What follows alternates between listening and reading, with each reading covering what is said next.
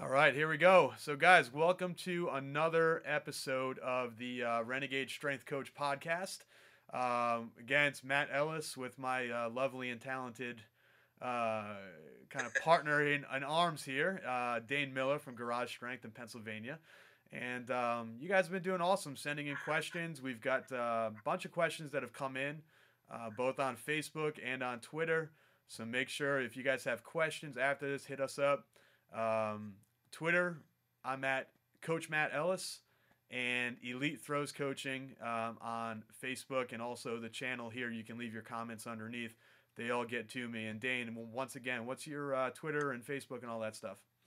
It's at Garage Strength on Twitter. On Facebook, it's Garage Strength Farm, and then website's garagestrength.com. Easy. So you can search that, any of those things, and find that out pretty easily. Do you use the same logo for everything?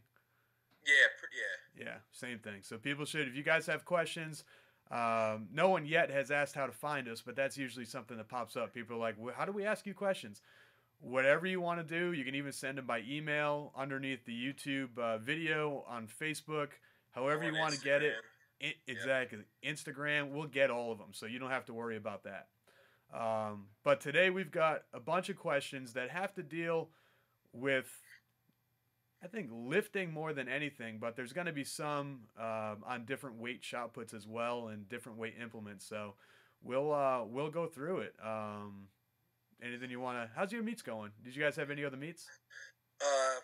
We had a meet. We had a high school meet on Saturday, but only Jocelyn threw. No one else wanted to throw. Okay. She threw 41.7. Beautiful. She threw pretty well. Yeah. Excellent. Is that her PR? No, her PR is 45.2, but she's we're training pretty hard, and that'll get her to indoor states, and then she's got, actually, this Friday is pretty much when all my high school kids are going to open up, Friday. Excellent. So we've got like our first big invite. It's called a Rhode Island Classic.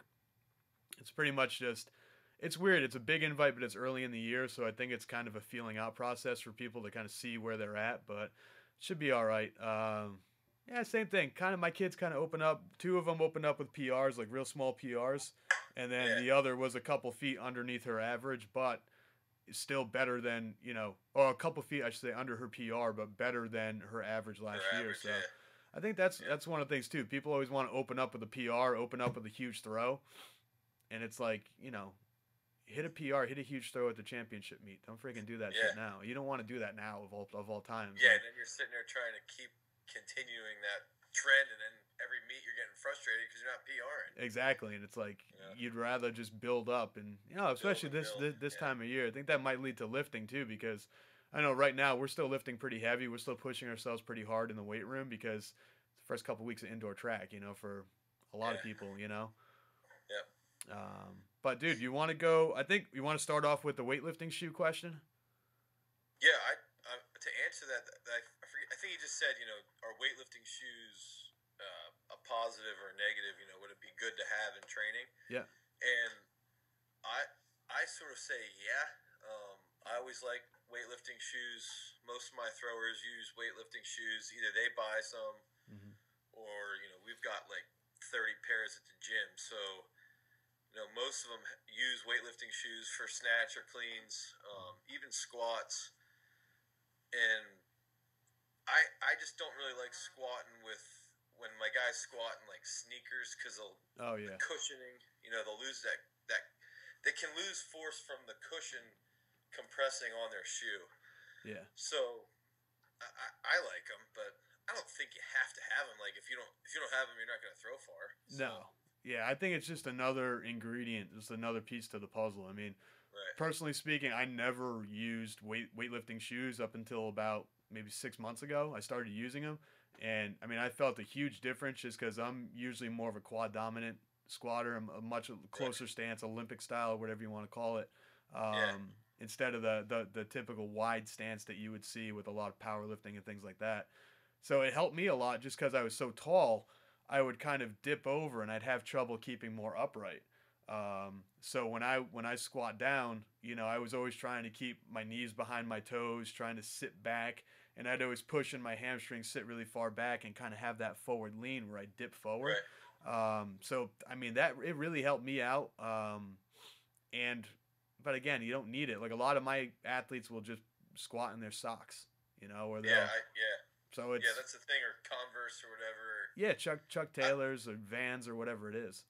Right. Yeah. I mean, when I was in high school, I snatched 242 in high school in sneakers. So it's like I didn't really get weightlifting shoes until I got into college. So I think they're nice, but again, I don't think they're mandatory. Yeah, I think it definitely helps depending on your style, because again, it's not squishy, it's much more stable, especially with certain athletes that are taller and kind of have that baby deer syndrome where their knees are coming in and their ankles are all wiggly. Having a really cushy pair of like Nike Frees or something like that wobble and wiggle underneath you might not be the best, but hey, it's one of those things. It's kind of like, well, I wouldn't equate it to using a weight belt because I think that's a little bit more valuable, but it's one of those things like it'll help a little bit, but it's not going to make a massive difference. There are people friggin' lifting with like cement weights and rusty bars outdoors in exactly. India and shit like that. They're a lot stronger than both of us. So they're doing it barefoot on the beach with like junk and garbage. So you don't really need it, but it's nice. Yeah. Awesome. All right, man. What's the question that you got on the different styles? Because I know you and I have different styles of, about the bar speed. I know, because that's a big thing that I talk about a lot and that I do. So I kind of wanted to see how you did it. Who was it who asked that question? One of the throwers I train, he just said he's a short, stocky kid. He's strong as an ox, and he, so he asked me because he can bench close to 400 pounds, right? But he's not the greatest thrower.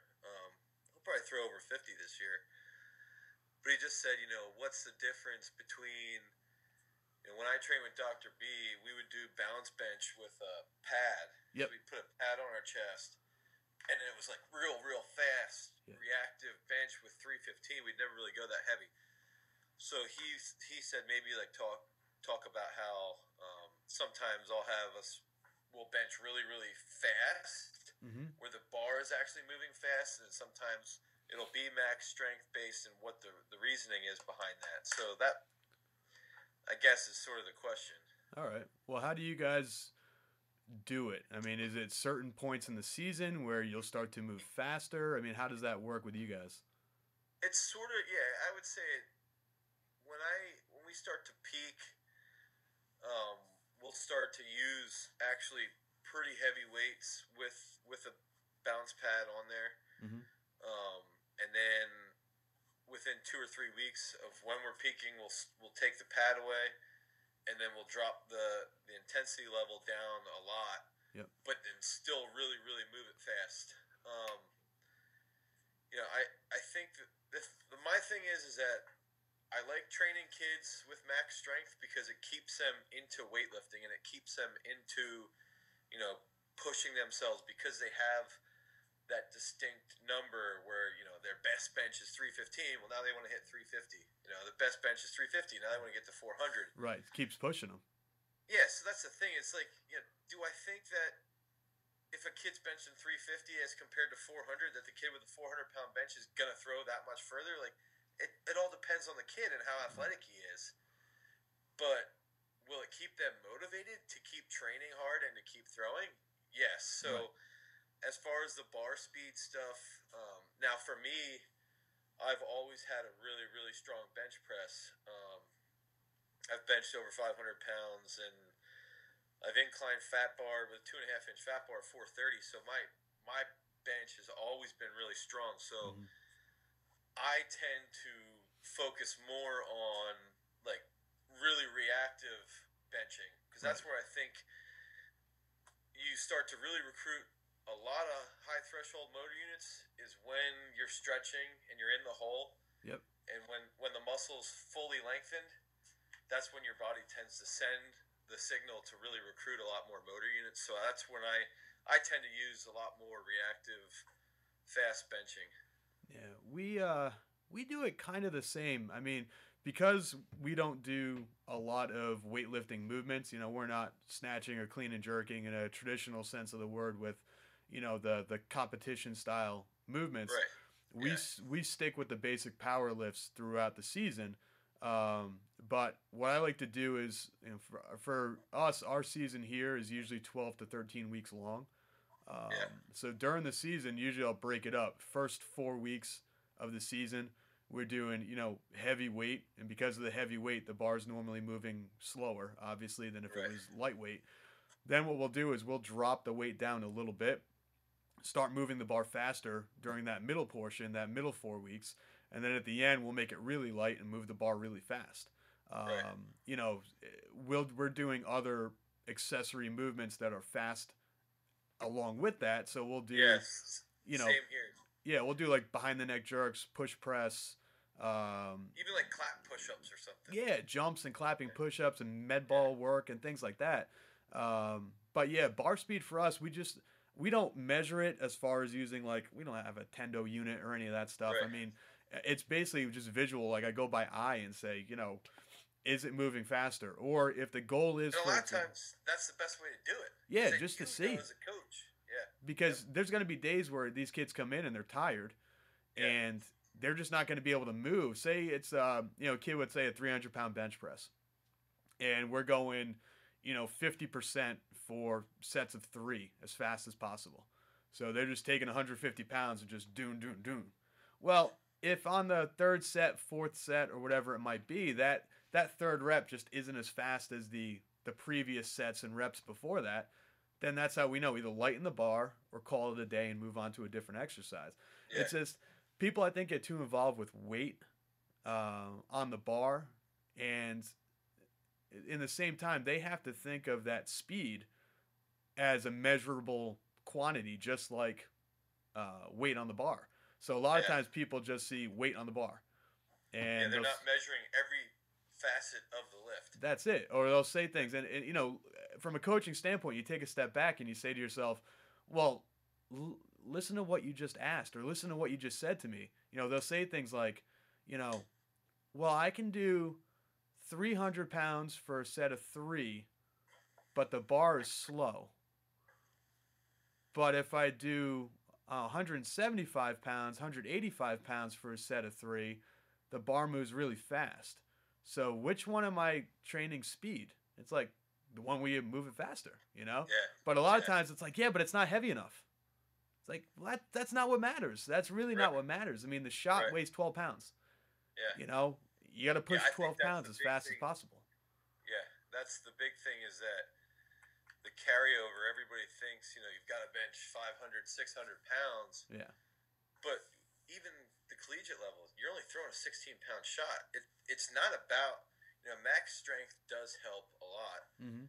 But the main thing you have to train is the rate of force production, because you have to generate force very rapidly to move something that light, far. So that's the thing. I agree with that, is that you just gotta, and I'll do this with squats where we'll go, maybe one day we'll front squat heavier, but then at the end we'll do some mobility stuff with like a bar on our back, and we're squatting ass to grass, but then doing a jump, Mm-hmm. reactive squats, just to keep everything moving quick, And I think too, when you're doing it, it's not just going through the motion of going fast, but you have to have that intent of like, That's right. I'm gonna bend this fucking bar apart and blow it up as fast as you can, because that aggressive attitude is gonna make it move fast, and your body's gonna remember that movement for a longer period. That's it. And it's something too where, I mean, you really touched on it there, is that reactive. What we do in the circles is certainly not slow, and it's not a real, what's the word I'm looking for? There's no negative. There's no eccentric part of what we do. It's just ballistic, explosive, as fast as powerful as possible, developing as much force as possible, and then throw, and it's over. Yep.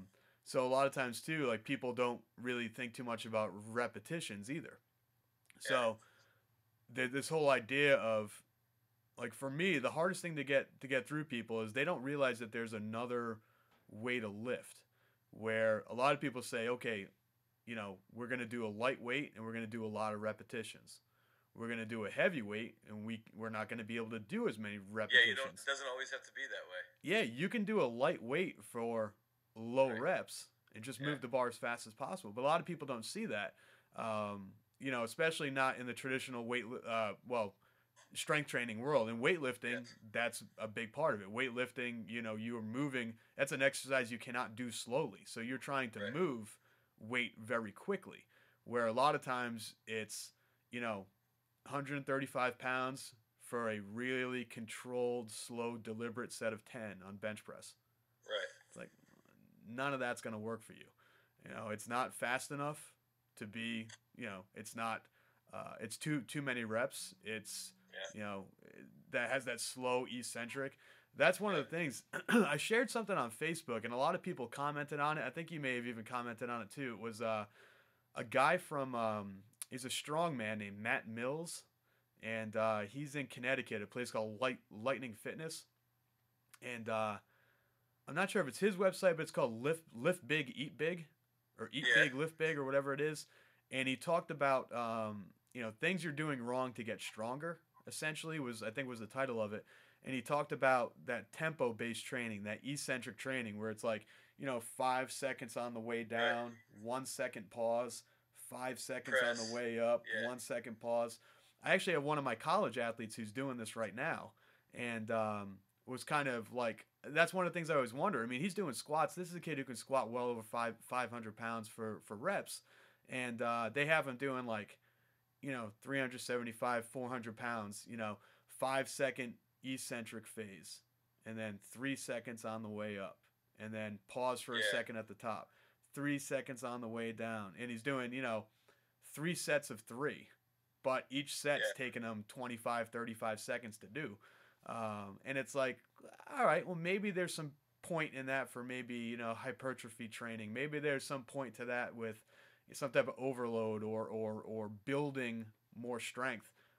But as a thrower, man, I mean, what are you doing? Why is the strength coach having to move slowly? Yeah, and I never, as far as tempo is concerned, I think as a tool, I think tempo can be used on the eccentric portion of a movement. Mm-hmm. So you can control down on the way down. Yep. I don't tend to use it that much. I actually just made a video because everybody was crying that I was bouncing my bench on my incline too much, so I actually made a video of me doing that. Yep. But I don't so I think you can use it as a tool. I do not think that having a tempo on the eccentric portion or the concentric portion, I think that's stupid. It should always be the eccentric, if you actually want to use tempo, okay, you use a tempo, but then it's on the concentric, it's always move the weight as fast as you can, even if it's max strength or even if it's light. You've got to move it fast. I think controlling it on the concentric portion, it screws with your output, and I don't think it. Yeah. I don't think it works. Yeah, there's that saying. I don't know who said it originally, but they said, move an empty bar like it weighs 300 pounds, and move 300 pounds like it's an empty bar. Yeah, exactly. Put as much speed into it, as much force into it as possible, whether it's empty or whether it's as heavy as you can get. That's really what's going to create, over time, a better thrower is how fast you're moving. Well, and how much force you can develop. My problem with slow eccentrics, so when I worked with Adam Nelson a little bit, he had told me about using eccentric hooks, which I actually got some. Yep. And how when he trained with Charles Poliquin, they would do 8 to 10 second eccentric portions of the movement. Right. And my problem with that I got into with my throwers was that they were always terribly sore. Super sore. The eccentric portion is where your muscle's getting torn to shreds, and the longer you have to control it, you just get beat to hell. You're gonna get huge. Yep. And you're gonna get strong as hell, but you're gonna be so sore that when you go to train and go to throw, that you're gonna have a negative impact from those strength sessions on your actual technical aspect of your throwing the next day. Yeah, it's not about getting sore. I think people think that I'm really sore, I had a great workout. It's like, no, it's not always the case. Yeah, you can. I haven't been really, really sore in years.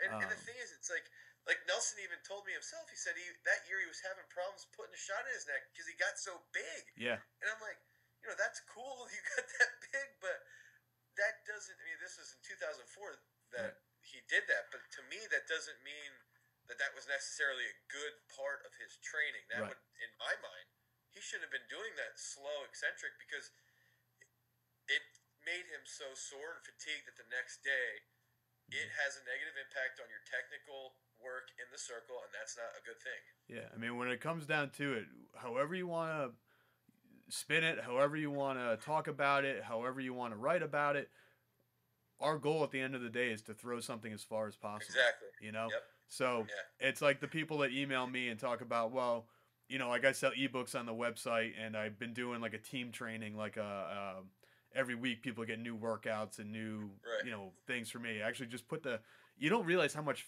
friggin' work you do, man. Before we got on the call here, I kind of connected the 13 weeks of emails that I'd sent out together. And I was like, I wonder how many pages this is. 118 pages. I was sending I saw some of the videos you put up. I watched some of your YouTube videos for that. Yeah, I mean, those videos were detailed. I know, it's like 8 to 9 pages per week. So you had. Awesome. So I'm connected again. I'm like, Jesus Christ. And then there are some people who are like, well, can I throw in like some bicep curls? Can I throw in like more tricep work and like more like chest flies because I want to look good too? And my answer to them is, well, shit, you can look good. I mean, that's fine, but what is that going to do for you? Like, at the end of the day, you have to throw a ball as far as you can. You have to throw a giant frisbee as far as you can.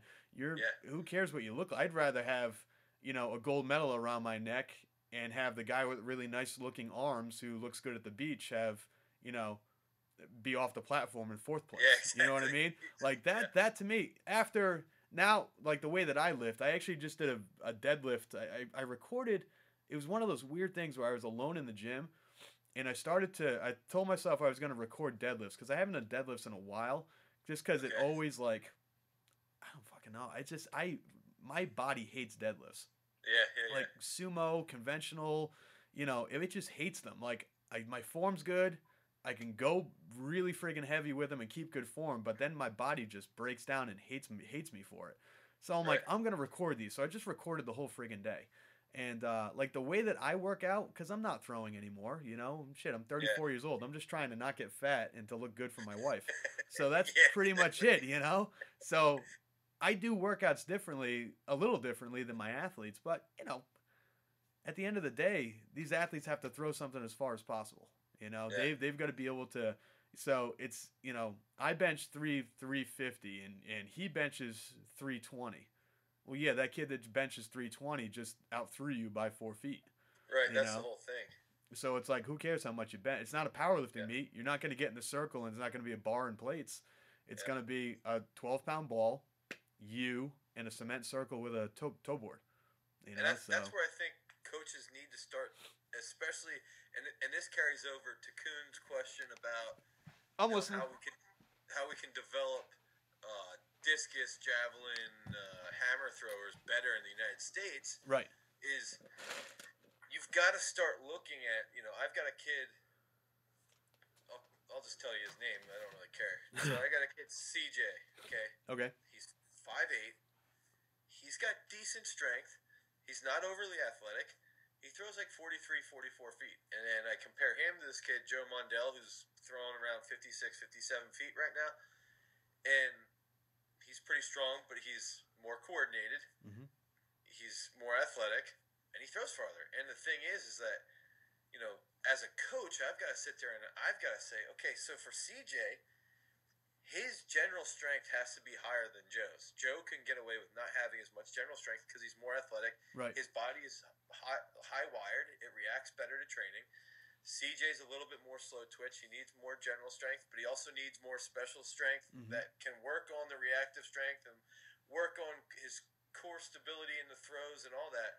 And that's the big thing as coaches is that we've got to look and see, what works for Joe isn't necessarily going to work for CJ because one, they're different sizes, they're different builds, and they have different different levels of coordination. They have different levels of recovery. So, the better athletes recover faster. They move things faster. And you've got to figure out, that's the big thing as a coach, is getting a kid who's a moderate athlete, Right. figuring out how to get him to become more like Joe or Kuhn or Arnott, the past guys I've had. So that's the thing, and to go into what Kuhn had asked about, what we need to do with the other throws, I think we need to start training, we can't always train discus, hammer, and jab throwers like we train our shot putters. Right. And that's where I think at the collegiate level we struggle mightily, is that a lot of the throws coaches really fail to get outside the shot put box or the American football shot put box. Mm-hmm. They can't step out of that because they've never really analyzed their training on how to improve javelin training or discus training. Yeah, one of the guys I always look at too to see how he's doing is Judd Logan, because I think Judd has it right where he's obviously the throws coach, he's the track and field coach, he's the throwing coach, but he's also, I think it's him and A.G. Kruger are in the weight room with these kids too. Right. And a lot of times, for example, you might have a track and field thrower who has a throws coach that understands how to lift properly for throwing, but there's a strength and conditioning coach at the college or a strength coach at the high school that doesn't know the ins and outs of throwing, so just kind of prescribes the basics, lifting heavy slowly, and, squats and bench press. Like you said, 3 sets of 10 with 135 on the bench or something like. Yeah, and that's maybe that saves that guy a couple hours of time every week because he doesn't have to write a special program. But, I made that mistake. To give you an idea, one of the guys, he was our state champ in outdoors last year. He's a freshman in college now. His name's Alex. Alex in indoors was killing everybody. When Alex first came to me, he was pretty much like a bodybuilder. He was big. He's only about, I think Alex is maybe 5'10", 5'11", big, strong kid. But he was a bodybuilder. He had great strength endurance. He didn't have great strength, because he was at Gold's Gym doing machines, and he was doing three sets of 10, 4 sets of 8. So he was more of a bodybuilder where he wasn't fast and he wasn't super strong. So what I did pretty much for a year was just get him as strong as possible. But what happened was I stayed on that kick. And during indoor season last year, so about 12 months ago, he was smoking everybody, killing everybody, getting stronger. And we went through our in-season type plan. And essentially what happened was I started cutting back on the weight that was on the bar, but I think I did it too late. Okay. And he ended up, he was hitting PRs all toward the end of the season as planned, PR'd at his division meet, PR'd at his class meet, PR'd at the last chance qualifier.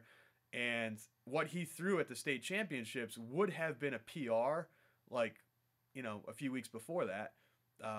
It was under his PR just by about a foot. It wasn't like it was 5 feet under his PR.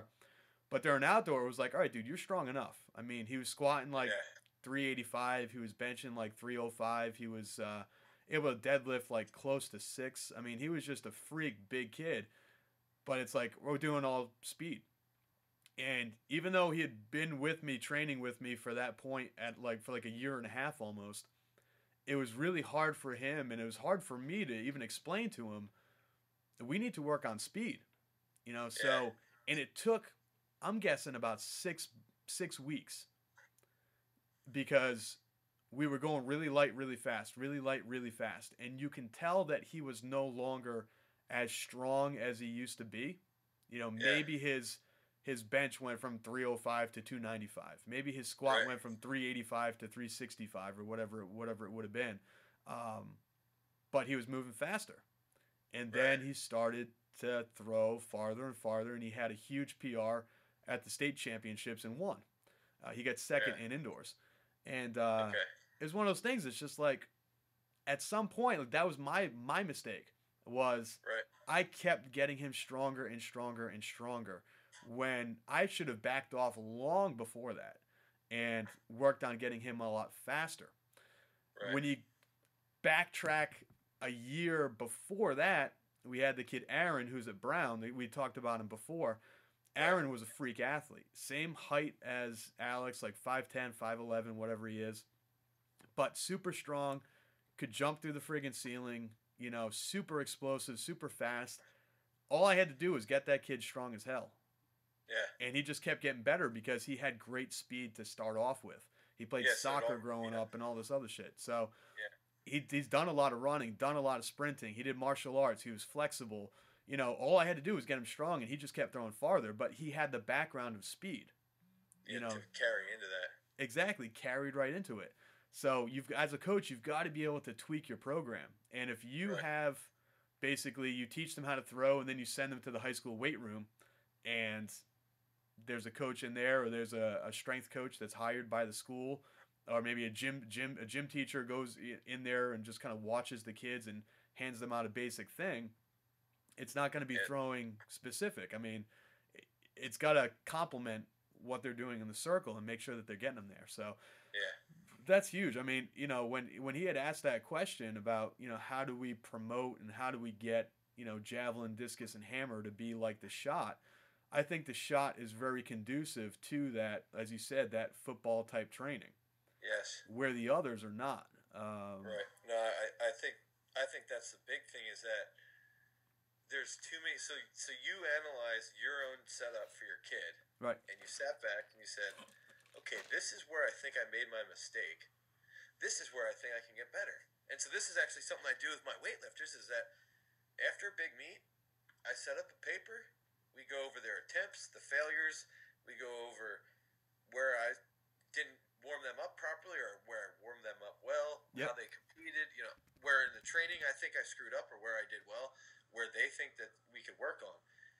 But a lot of these freaking coaches don't do this. They sit there and they're just going like, you know, like you analyzed your training and you said, okay, I think I screwed up here. Well, the next time you come back through, you can tweak it and see if that works better or if it works even worse or if it's even worse, you know?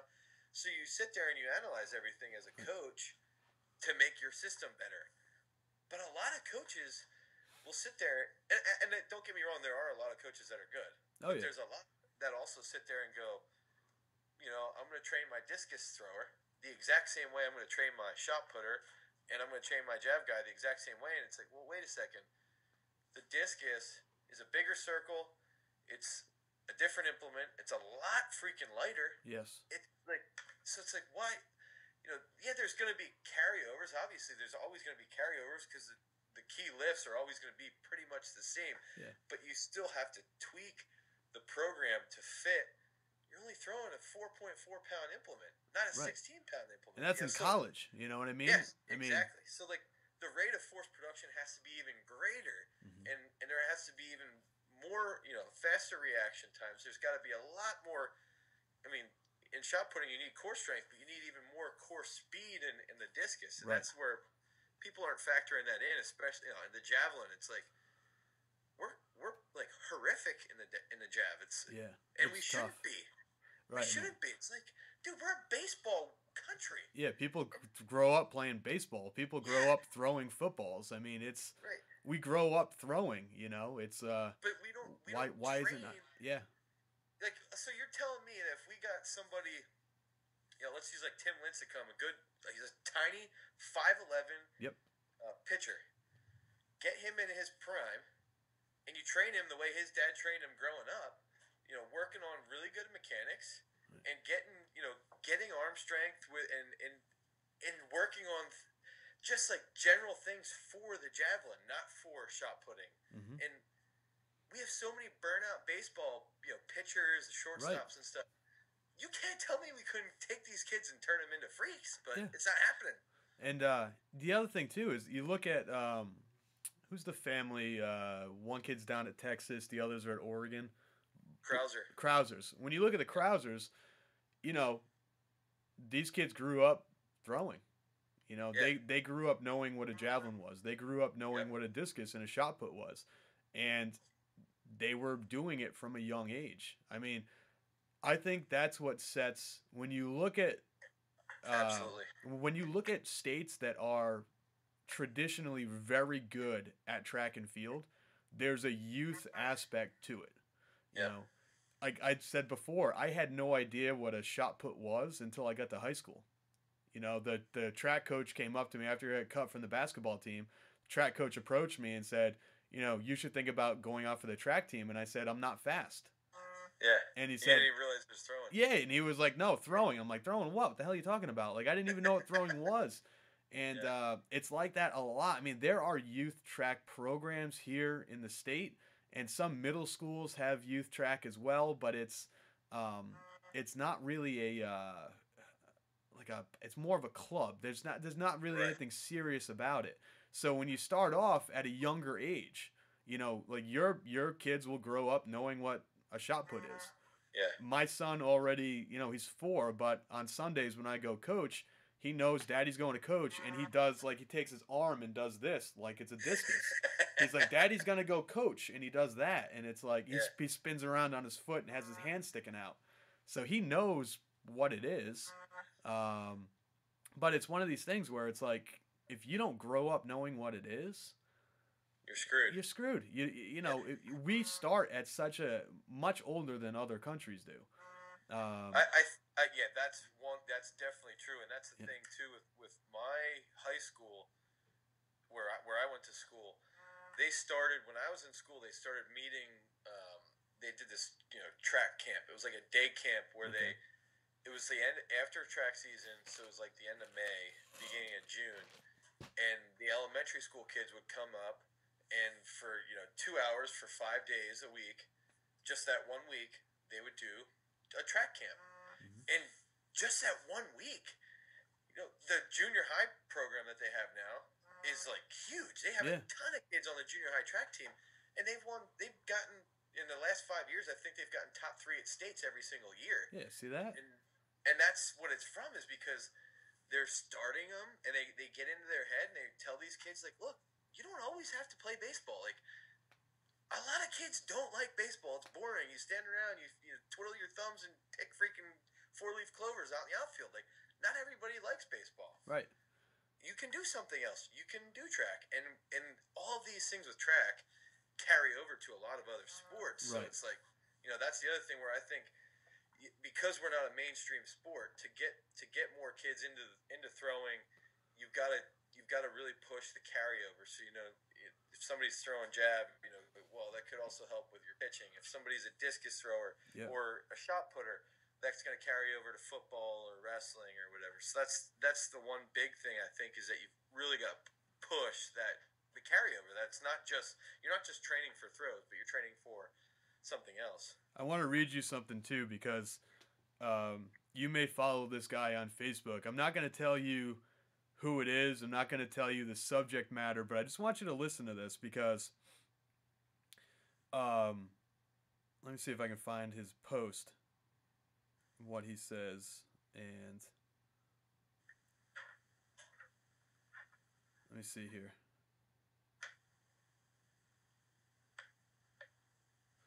All right, so I'm going to paraphrase to get rid of the event this person was talking about, but this is a very high-level coach in a sport similar to track and field. You probably know where this is going. And it says, the organization continues to put on meets that are so old-fashioned and deadly boring that they show how out of touch they are with the types of young athletes and audiences that they should be trying to draw. And here's the dirty word, entertain. Say officials are so old, and in some cases should be relieved of their jobs. The announcers are boring to the old or young. There's no music. There's no extra videos to fill dead spots. There's no fun. And yes, it's supposed to be for the audience. Entertainment, not put to sleep by droning announcers in silence. So do you know what they're talking? It has to be weightlifting. That's Don McCauley from Muscle Driver. Right, That's a post he was saying about the American Open. He's saying it's at the wrong time. And we talked about weightlifting before, when we were talking about how CrossFit has really opened people up to weightlifting and has introduced weightlifting to people. And he's mentioning here that weightlifting is kind of missing the boat because big time, yeah. They're not capitalizing on that. Now you have people, even kids who are starting out doing weightlifting at a very early age in CrossFit gyms.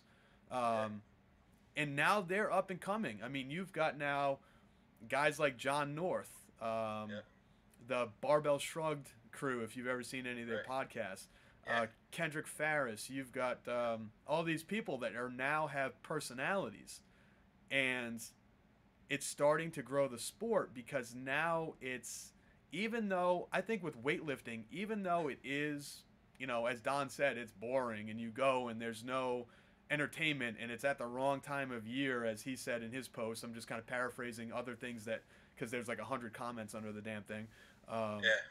It's the announcers aren't any good, blah, blah, blah, blah, blah.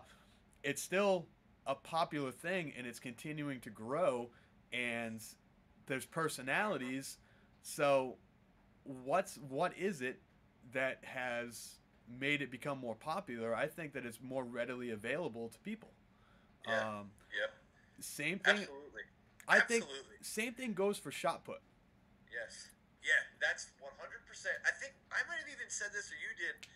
It's so easy to train the shot because you're only throwing 50, 60 feet. You can do it in your backyard. You can do it in your backyard. Yeah. You can't do that necessarily with discus or javelin, and that's my whole thing with the hammer. Everybody bitches that they're removing it from meets, but dude, I hate to be a dickhead, but I own a business, and if I'm promoting a meet, I'm probably not going to want to have the hammer there. It's freaking dangerous. There's a bunch of idiot distance runners that don't pay attention. Right. And not to mention the cages you got to set up. You don't have to do that for shot. And it's like, right. Like I can see why there's, why people are getting rid of the hammer. But again, it's also about the entertainment factors that this is why I don't get why the IOC would want to get rid of the shot. Exactly. You're sitting there. It's like, dude, everybody loves watching the shot because you got personalities like David Storrell, freaking out. Adam Nelson back in the day, freaking ripping out, his shirt off, screaming. Christian Cantwell jumping up and and then on top of that, it just adds all. They're always so much more entertaining, right? And the crowd can get a lot closer too. Like, oh hell yeah! What was it? It was down in Texas. They were like right on the steps of like the Capitol building or wherever it was for USA Outdoors, I think, was it? Yeah, Sacramento. Yeah, thank you. I keep saying Texas. I don't know why the hell I keep saying that. I've talked to many people about this, and I always say Texas. But that's the thing. Yeah, people were right there, like cheering them on and yelling for them. I mean, and then you look at other. Street shot in Kansas. What's it exactly? They're in the friggin' street. It's like the one. If you look at fringe, I consider throwing to be a fringe sport. Right. Yeah, definitely. Like strongman, like Highland Games, like fucking timber sports where they're climbing up even trees. Wrestling. Yeah, exactly. It's like you what makes those, like, why is strongman on ESPN, or why did strongman used to be on ESPN? Why is like timber sports on the Outdoor Channel? Why? Because they can relate. People can sit there and, oh shit, he's using a chainsaw. I use a chainsaw, but he goes super fast. Or like, they'll be like, oh, here they're taking kegs and throwing them 18 feet over a crossbar. Or he's carrying a fridge on his back. Yeah, he's got a refrigerator on his back, or it's a 400-pound yoke, or it's a car squat. People can relate to that. And not only that, but it's fun to watch and it's entertaining. You look at, look at the sports, or look at the events in track and field. And what gets on television, okay? This is what people always bitch about with the throws. Because whenever it's an Olympic year or World Championship year, whatever it is, people always bitch about that throwing is not shown on television. Yeah. And they're always like, oh, we had to watch the 3,000, we had to watch the 1,500, we had to watch this and that, but they only showed one throw in the shot, or they didn't show any of the discus. And it's like, well, how many people in this country are doing 5Ks on the weekend? Yeah. so they can Absolutely relate to not. how fast people are Yeah. running the 3,000. Or if they Right. show the 5,000 on television, which is boring as hell. You don't want to Yeah. watch somebody take 20 laps on a track or whatever the hell it is. But you people can relate because they might have done a 5K over the summertime. So they know, wow, this person's running a 5K in half the speed that I can. That's fast. Or the Yeah. 100 meter or the 200 meter. Everyone's Yeah. gone out to a track and run the And 400. everybody has an idea. So Yeah. they have an idea of how hard it is, and then they can relate. Okay, but here's a giant frisbee that no one's ever held in their hand before. Here's a big spear that no one's ever held in their hand before. Here's a 16-pound shot that's that big. I mean, Yeah. how do people know what that feels like? So they can't Right. relate. So everything, I think, can connect back to the fact that no one's really done this stuff before, Yeah. because there's nothing going on really at At the youth level. the younger levels. Exactly. Yep. No, I Exactly. agree 100%. Because I can sit there and see it. My wife's a field hockey coach, and she's Yeah. starting a youth field hockey program in her area. She's actually getting people to sign up, and she's like, a lot of the thing is just getting kids to do it. Once they play a sport when they're little, like they'll like field hockey. It's fun, and they like it's just like ice hockey, but it's outside. Yeah. It's the same thing as throwing. Yeah. Throwing is fun. Like in other countries, they do. I remember Dr. B saying how you go to Ukraine and there's people throwing hammer for fun, Mm-hmm.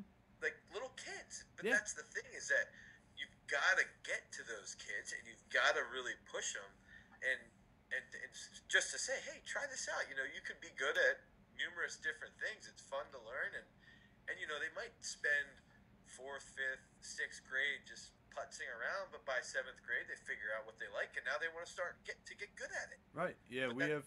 and then all of a sudden they're sitting there watching. Oh, there's a shot put. We want to watch that because little Johnny throws a shot in the summertime, so this would be a good influence for him. But that doesn't happen in the U.S. No, it's not, and it's not gonna happen for many different reasons. And I think I always equate it back to, like, when I was in college, we didn't have a track on campus. That was sort of the ongoing joke, is that I would have never, like, when I went to visit the campus, my Yeah. mom and I were leaving the campus, and my mom said, hey, do you want to go see what the outdoor track looks like? Yeah. And I was like, no. I'm like, look at this place. I was like, this place is gorgeous. Look at all the buildings. I'm like, I'm sure they have a track. It's probably over on the side of campus that we didn't tour today. And I'm sure they've got a track. I'm sure it's beautiful. And they didn't have a track. They didn't have shit. And then it became, we didn't have throwing circles, obviously, because we didn't have a track. We didn't have a throws coach. Yeah.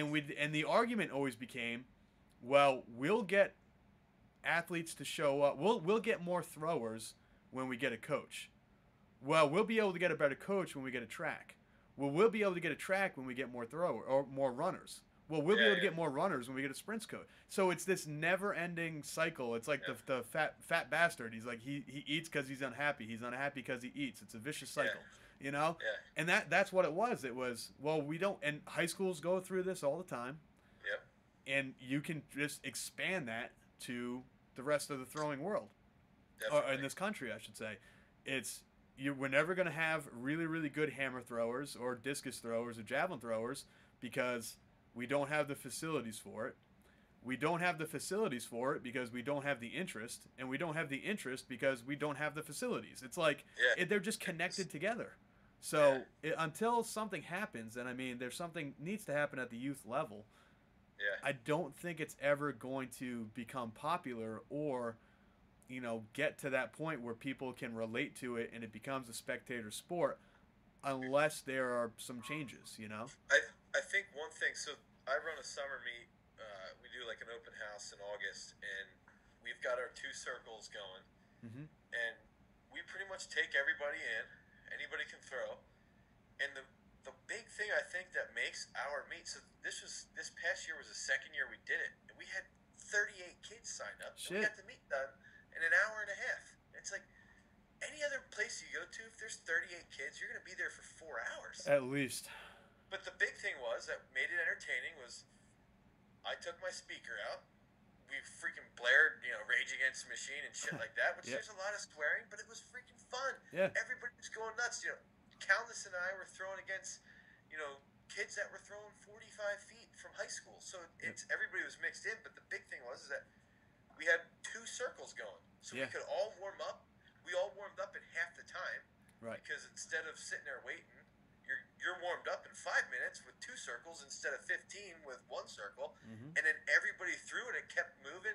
And that's the big thing is it's like nobody really makes entertaining meets. You know, there are some, but there's not a lot. Right. And they don't set it up so that, you know, they don't set it up so that it moves along swiftly. You know, there's a lot of downtime. And when there's downtime, there's nothing that keeps people interested. That's right. That was the thing.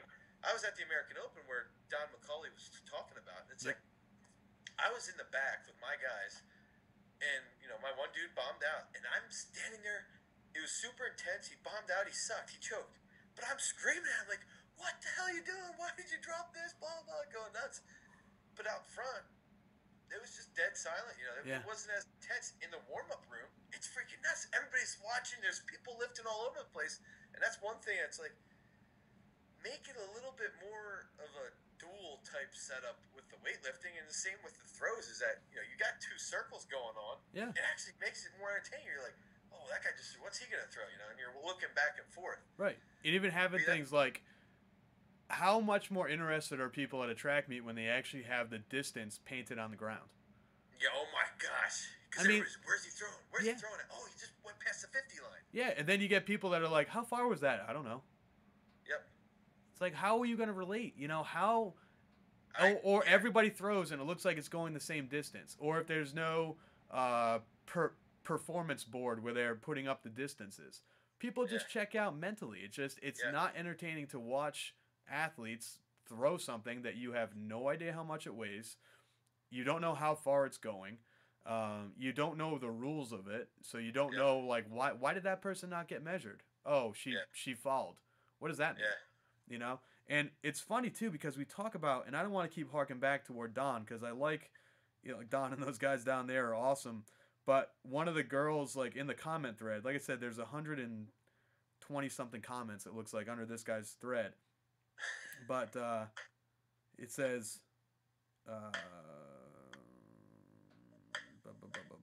somebody made a comment. I think it was one of his athletes made a comment about, like, here's what you can do. And he said you can play music in between when athletes are going.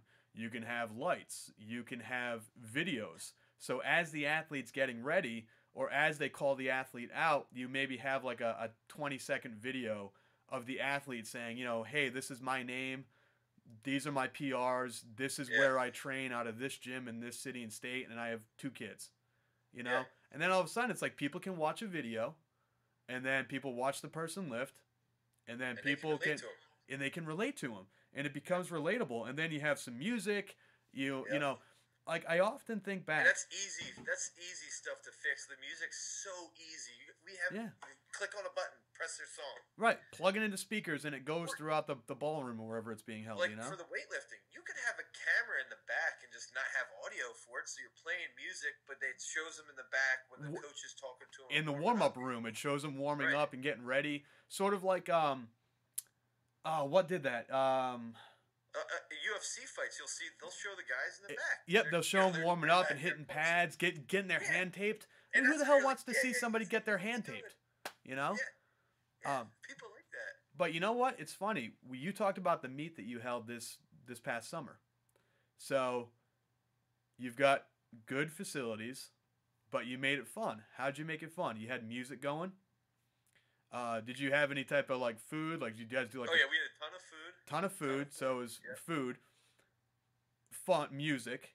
You had a bunch of people together that were all there to throw shot, I'm assuming. Yeah. So there it is. And you know what that sounds like? When you get a bunch of people, very like-minded, very similar goals, that like the same things. You add in some loud blaring music.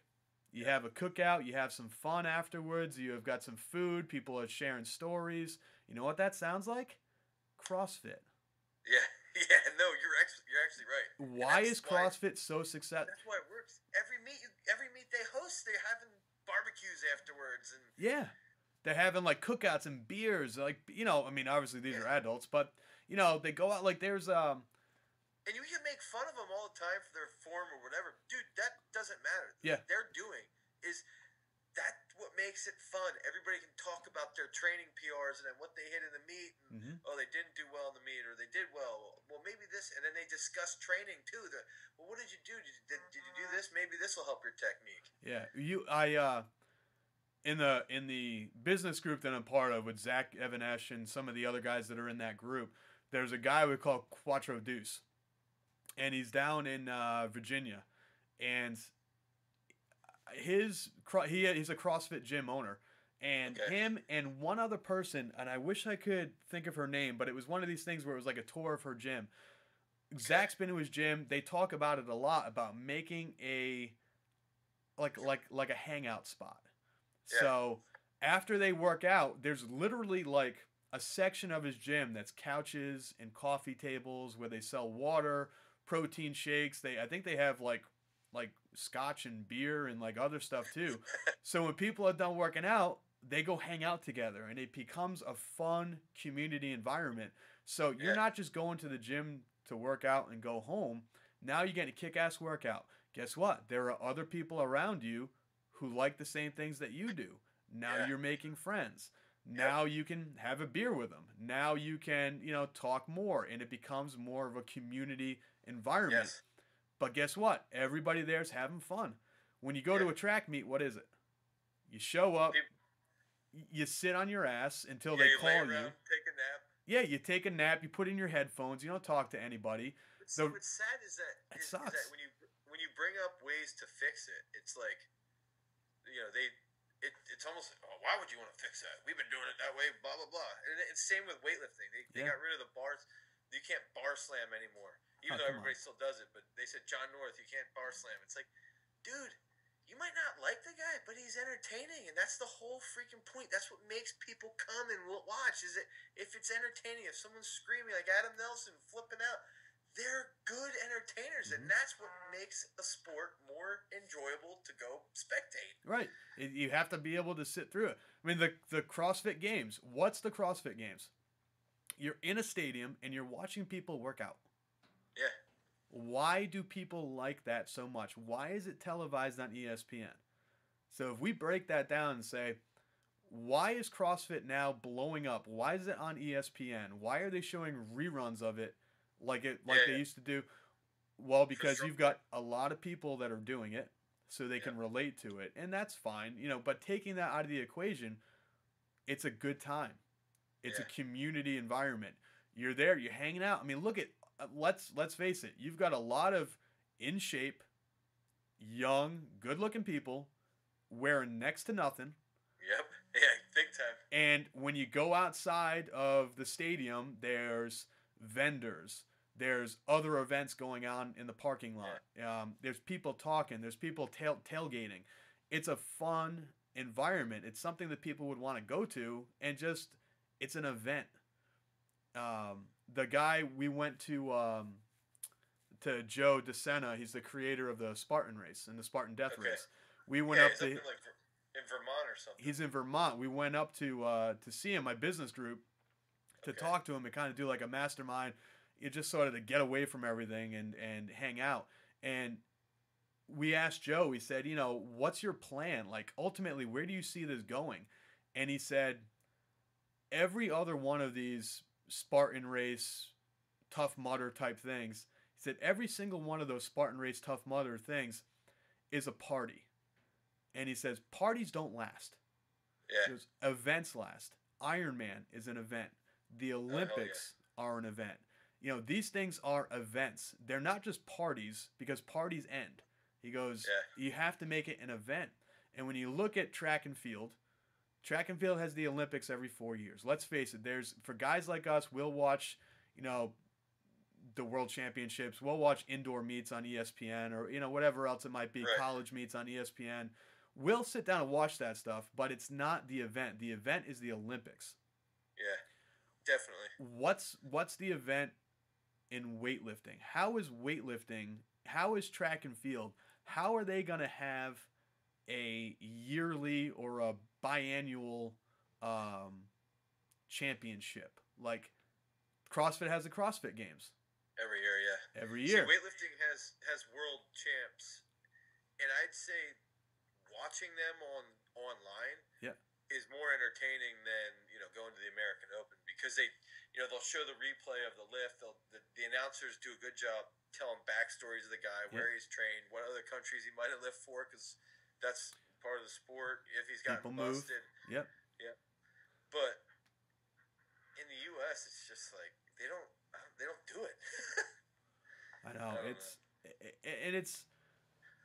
know. I don't want to use the term that we're shooting ourselves in the foot in track and field. You can't change the event. I mean, the event is the event. It's the standard. It's got to be, for the men, it's got to be a 16-pound shot. It's got to be a 2K discus. It's got to be a 16-pound hammer. It's going to be an 800-gram jab. It's got to be those things. But how do we make it more spectator-friendly? Yeah. Well, here's a good idea. Explain the event. When my brother went over to Ireland a couple days ago, and it got me thinking, because a few buddies of mine went to Ireland during football season a couple years ago, meaning American football season a couple years ago. Yeah. And they were in the bar in the hotel, and they were showing, I think it was a Patriots game. And instead of having commercials, it was these two, Irish guys, and they would sit there side by side and talk and say, okay, this is why the flag got thrown. Really? Yeah, you're not allowed to do that. Here's the rules. And they were explaining it to the other people who were in the bar that had never seen American football before. They're like, this isn't rugby. This isn't Australian rules football. What are these guys? Why was he not allowed to hit him in the head? Why would that? Yeah. And they explained it. I think if you had, even in the UFC, they, before every fight, they say, scoring is based on aggression. Yeah, they put that up on everything. Octagon control and, takedown. They explain sort of how, like, the scoring system works. So let's do that with track and field. Maybe have an announcer go on there and say, well, this is what they're doing. This is what the guys are throwing. It's a 16-pound ball on the end of a wire, and we've got so and so here to try it out. And it's look how tough it was. This person, maybe it's the other announcer who's never done it before. Just flew out his back. And exactly, and it's like, or javelin, and they say this is how far a javelin goes. Let's compare that to a quarterback. Let's compare that to Drew Brees, or let's compare that to somebody else who, how far is it, It's in metric, so it's like a football field, Yeah, like these guys are throwing the length of a football field. And Drew Brees can throw 72 yards as his longest touchdown or whatever it is. So put these things side by side, make it relatable. But as you said, it's a very old school thing where it's, well, we've done it this way for so long and we're going to keep doing it. Yeah. Nope. I don't think that's going to work. I think you can't change the event, but you've got to definitely change how, it's viewed. Definitely, yeah. You can't. And I mean, the sponsorships, I think, have a lot to do with it too. I'd love to see people, wear like a logo on their uniform and be sponsored. Yeah, definitely. That will certainly help. Reebok is the CrossFit Games. Reebok just signed a huge deal with the UFC. So now you have, UFC has had huge sponsors, Budweiser and Harley Davidson and, very well-known companies, but this is the biggest deal they've ever done. So now your top fighters are sponsored and they're getting paid. Nice. Yep. And now what's going to happen? Well, these guys now are going to be pushing Reebok apparel because they get 20% of the back end or whatever it is. Now they're going to be on Instagram. Now they're going to be on Twitter. They're going to be talking about it. Someone's going to have a really cool looking t-shirt and it's going to be Cain Velasquez's t-shirt. Yeah. Oh, who's that? Let's Google him. Let's find out. Holy shit, this dude's the shirt. Exactly. And it gets people to kind of become a part and invest in the sport. We have no way of doing that in track and field right now. You've got to start, and maybe that's a thing. Like maybe people, I tried doing a track team last year, like an actual USATF club. Okay. And that shit was hard as hell to get set up. Yeah. It was like background check, obviously, which is needed. Then you have Yeah. to go to your regional person, and it's like, well, that guy's like 3 hours away from where I am, so I got to drive 3 hours up there, hand in paperwork, drive 3 hours back, get a background check, get my team name approved, and then it's got to go through the different, USATF New England. It's not just the USATF in Rhode Island; it's New England. So then it's got It's to. a huge pain in the balls. It's a pain in the balls. So I just said, "Fuck it," I'm not doing it. Yeah. And by the time I was thinking of it, it's like, well, I could have a lot of throwers show up with my logo on their shirt and, pay for their meet entry, and it would be like this copacetic kind of like almost like they would be advertising for my gym, but my gym would be paying their entrance fees. Right. And they'd wear the T-shirts, and people would be like, "Oh shit, I didn't know that you were in Rhode Island. I live in Rhode Island. I'll fucking go train with you," Yeah. And it would have been like this real cool kind of, hey, I want to be part of your team. All right, awesome. We also do training at my gym. Okay, not really like an advertising type of thing, but it would have just been this like symbiotic relationship where now I'm bringing more people. Like the gym now makes it able for me to afford to bring athletes to more meets. Yeah, and get them more exposure. Get them more exposure. Why aren't other people doing that? It's like, are you making it too hard? Are you making it difficult for people to sign up? For our guys, I printed up a whole bunch of jerseys, sold them to the kids, and then when the kids sign in, instead of signing in unattached, they write garage strength. And most of the meets, they just put garage strength down, even though we're not a club. Yeah. And I think for me, because I was training in 2008, I went to Canada, trained with those guys, and I had to pay for everything myself. For me as a business owner, so now I'm sponsoring Nick Batts, who's should throw 20 this year. Sweet. Justin Rhodey, Leif Arrhenius, and I want to try and sponsor a couple of the hammer, a couple of females. Right. And I think that's where, we're not a big enough sport to attract the big time sponsorships, except for, the top guys will get Nike deals. Right. But I think it's important for me, it's important to try and help these guys out because I know where they're at, and I know that, if I can give them a couple bucks, if they throw 19 meters, I'll give them X amount of dollars.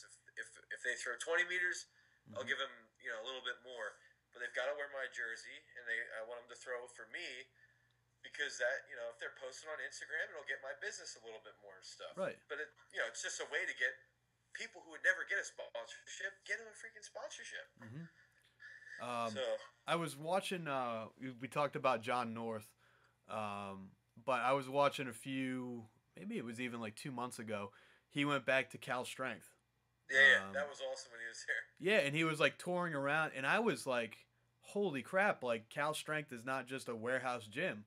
They have an office in the back. They have like their athletes are writing programs for people. Right. People are paying for programs. Yeah, I think they have a good setup. They've got a great setup. It's a very good relationship where now you have, and this maybe is talking more about the high end, but like imagine like this is my like utopian society of what we've talked about it before. Like I would love like Travis Mash, and I'm fucking talking like I've been drinking all day. I haven't been, but you got guys like Travis Mash has coffee. Look at it. Sponsored by Starbucks. But no, you got guys like Travis Mash. Travis has what he calls the Muscle Hut. Yeah. And it's a house that he owns. And his athletes live there. Yeah, I would love something like that. You fucking imagine that? Like, imagine. Yeah. And then I thought of you. I was like, imagine if Dane had a house that he would rent out. And then his athletes would work on the farm. Yes, I've planned this about 10 times. Yep. And I'm going to have to figure out a way. I'm going to do it. I'm going to do that. I guarantee you. It'd be awesome. It might be in 20 years. But that's something that if I could do that, where I could, even if I just brought in guys that they trained with me for 6 months and then they left or whatever, or they could come here and live at my place for, a year or two, but then they've got, it's like the old Home Depot thing. They got to work 20 hours a week, and I'll put them up in the house for free, but they've got to pay for their food and everything. I've tried to.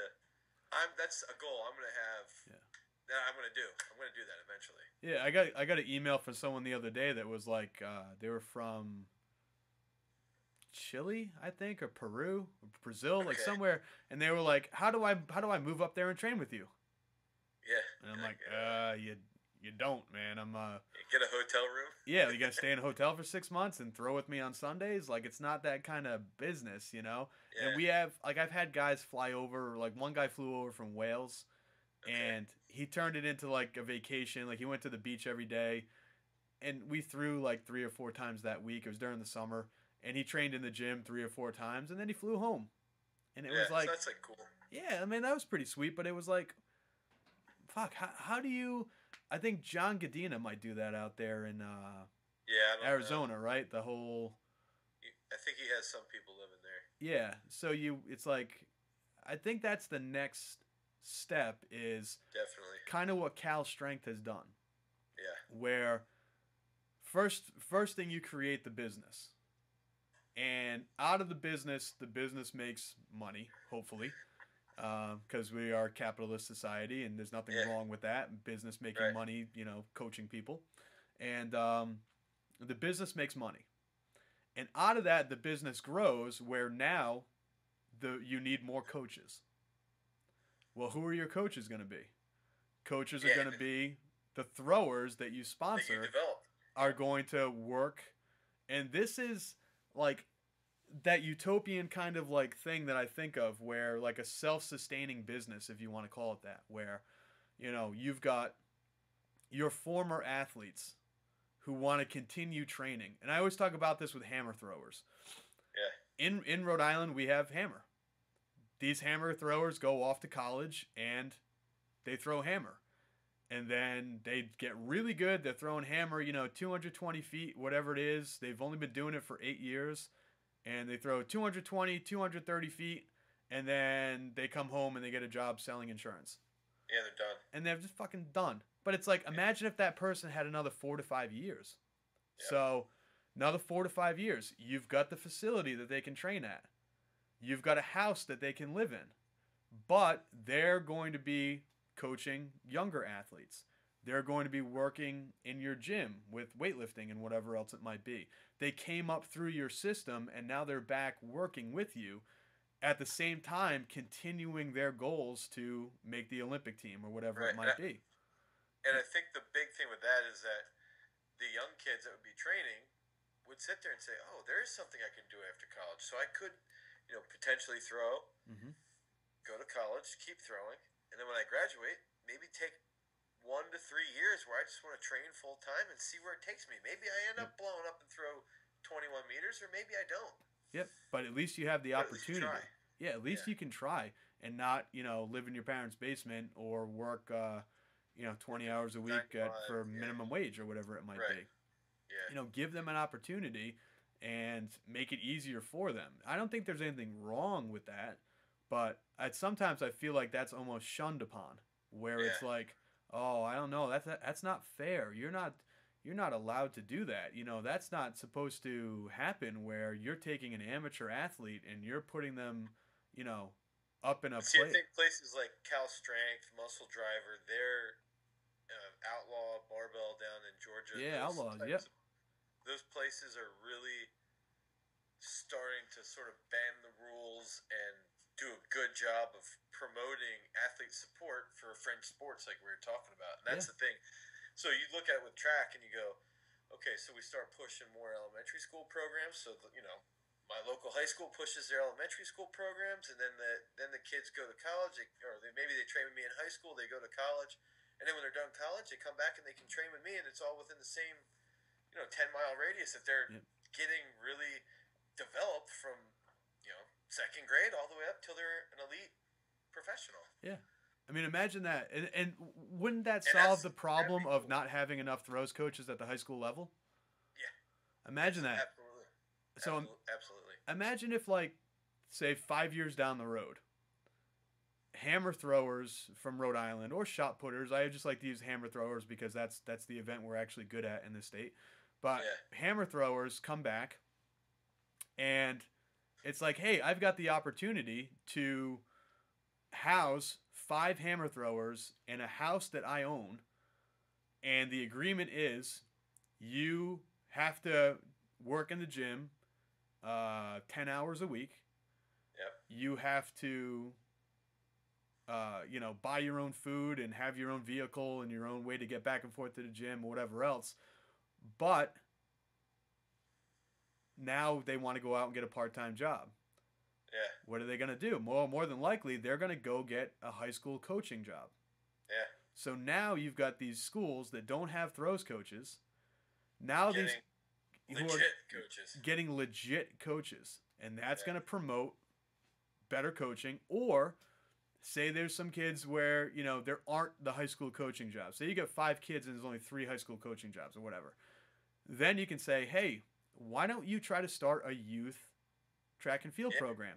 Yeah, go definitely. Visit the local schools and let's have like a school-wide, club program where, you're the coach of the elementary schools in Coventry, Rhode Island.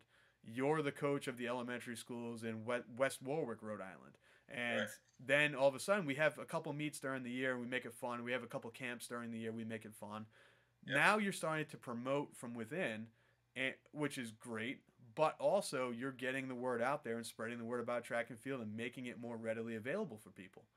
I mean, doesn't that sound good? Like, doesn't that sound like something that we should do? That's definitely the thing we should do, especially because it's just it all goes back to the earlier people develop a technical foundation, the longer they can build upon that. And you get kids in first, second grade that are exposed to spinning or gliding or throwing the jab or throwing the hammer, and all of a sudden, when they're 20, they've got 10 to 12 years of training under their belt instead of only having 3 or 2.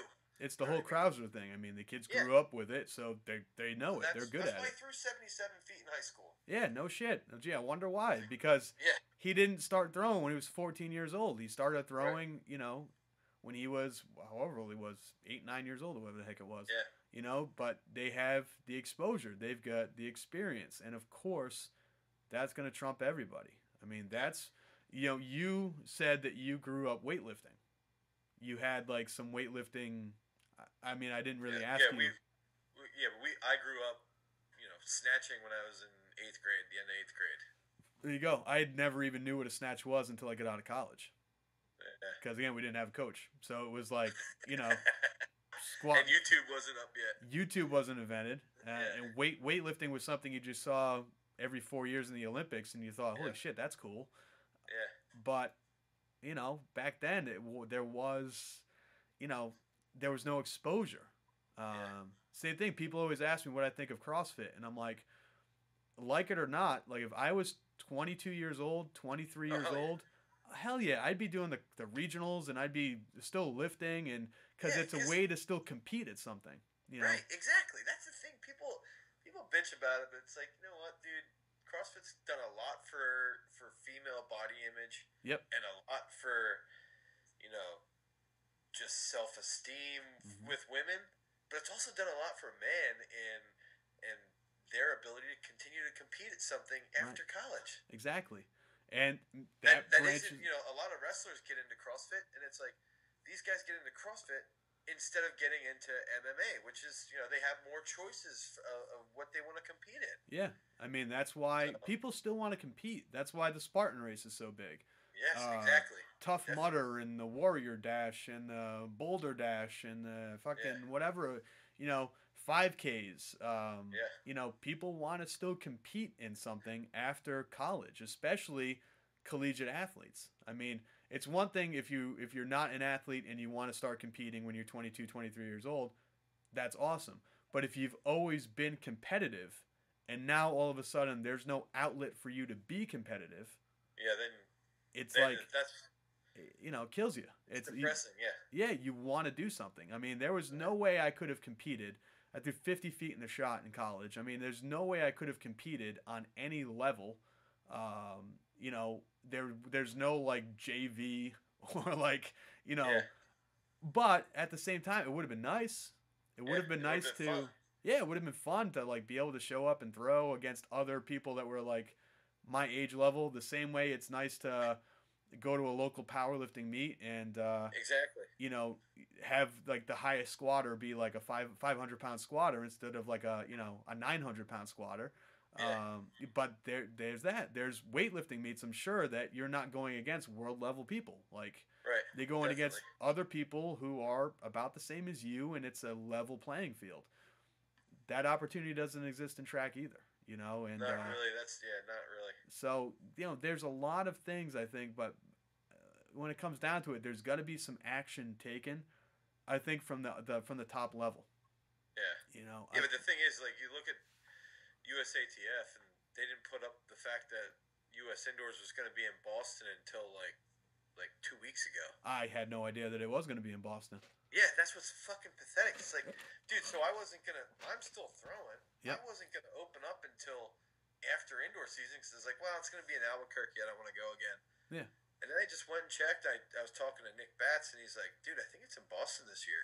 If And it's I at went on the Reggie, dude, website. Reggie's 45 minutes north of where I live. Like, Well, dude, so then I'm sitting there going, man, I gotta get my shit in gear because if I want to try, like, I could go up there. It's a 6.5 hour drive for me. Yeah. Like, but they didn't even update it. Like, it's this coming year. It's within 3 months. Yep. And they didn't put it up till like 2 weeks ago. right. Like, dude, get your shit together. If you want to run something serious, get your freaking shit together. Yeah, it drives me nuts. That type of shit drives me nuts, and I'm sure it's that way everywhere. But it seems like there's like USATF, Dude, with what they have at their fingertips and what they could be doing. right? But you got people there that I think have been there for a while, Yeah. that are And they're very happy. that are happy with what they're doing. They're getting good, decent results, Yeah. and they're kind of coasting. They're on that like Yes. coast mode where we talk about when we started our businesses, we were like panic mode, like, oh shit, Yeah, and we that's the got to whole do thing. something. Yeah. Like we got to get shit going, or we're gonna be living in a cardboard box. You know what I mean? Yeah. Like shit's got it. We had nothing. Like I have nothing to fall back on. Yep. Nothing. I mean, I really don't. I've been out of the game for a while. I'm not a salesman anymore. I'm too old to take police tests. This shit has got to work, and Definitely. that fear of failure lights a goddamn fire under me every time my feet hit the ground in the morning. But USATF doesn't have that because they think, oh, we're too big to fail. Like, get the hell out of here. Yeah, exactly. It's just you get to that point where it's like, there has to be something from the top down. Yeah. There's got to be something from the top down. So why not take a look at other fringe sports that are doing They're it, blowing up. that are Yeah. blowing up? What are they doing? How are they getting this exposure? Why do they have an entry system that is so much easier as far as like a low, like if somebody just one day got like a wild hair up their ass and was just like, I think I want to try throwing shot put. I'm 27 years old and Yeah. I've never done it before, but shit, I stumbled upon it on my YouTube, nephew whatever. is doing it and I want to fucking try it, Yeah. Where does that person go? Nowhere. Then that's I it. mean- Well, I guess I can't throw shot put then. Oh well. Yeah, that's the thing. I see that definitely. That's the part that does suck is that it can't happen. Right.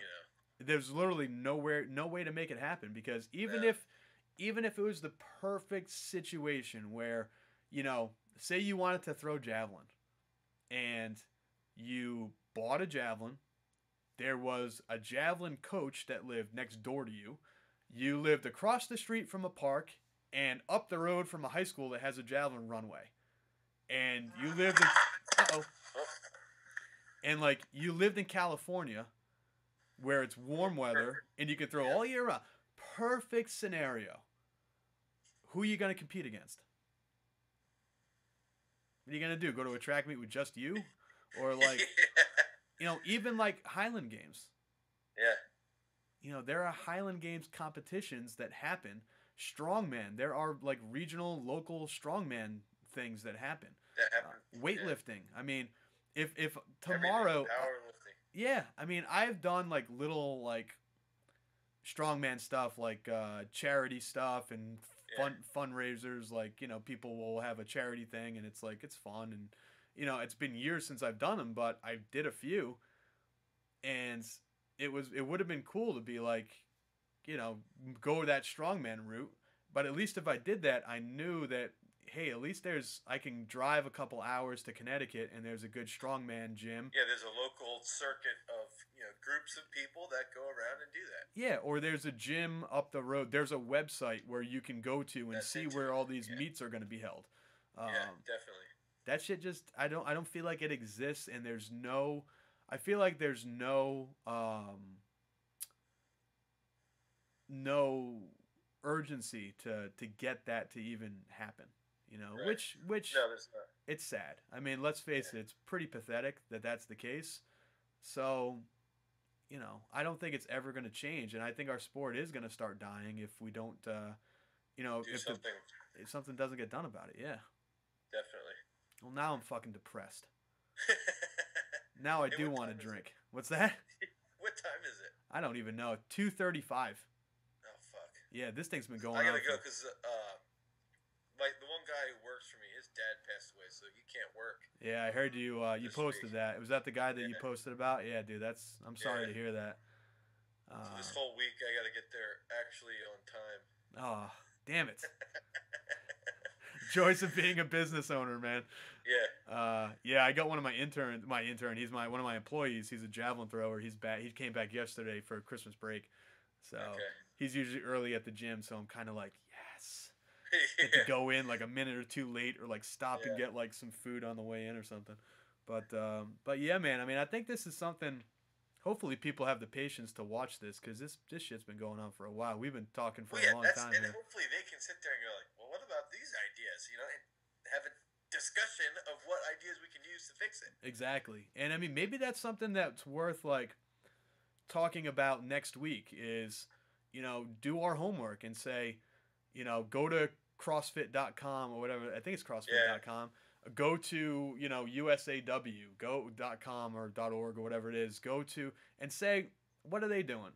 You know, why is this working? How are these people doing it? Is it something where there's a, you know, like a velvet rope where you can't get past this point unless you've done this?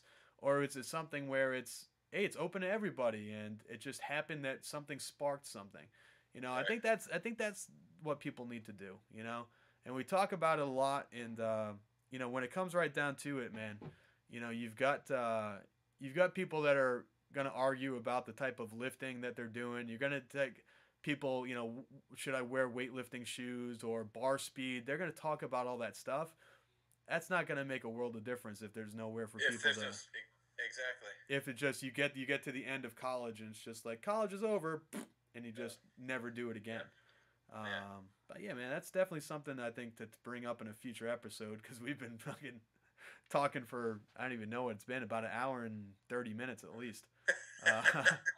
So I want to apologize to Rody, to Justin. We went over our allocated 20-minute time again by an hour and 10 minutes. But yeah, man, I think this is good. People seem to like this, which is nice. But I think that's the thing. If everybody keeps sending questions, like, it's more fun. Hey, man, I never knew 4.5 years ago when that one person sent a question about like how to throw discus, and I did that first video. Like, I had no idea 4 years later that I, you know, would actually be doing videos every week, and it turned into an actual and people like would be interested. People would be interested. I mean, who the hell wants to listen to me talking a friggin' warehouse for, you know, a long ass video for 10 minutes that people actually sat through and watched, you know? But shit, you never know where this can go. You know what I mean? But that's 100% true. All right, awesome. Well, man, I'm gonna sign off. I'm gonna stop this. So I think we've talked long enough. But yeah, I gotta get rolling. I know you gotta get rolling. So we'll pick this up next week. And again, if anybody has questions, find us. Leave it underneath the YouTube video.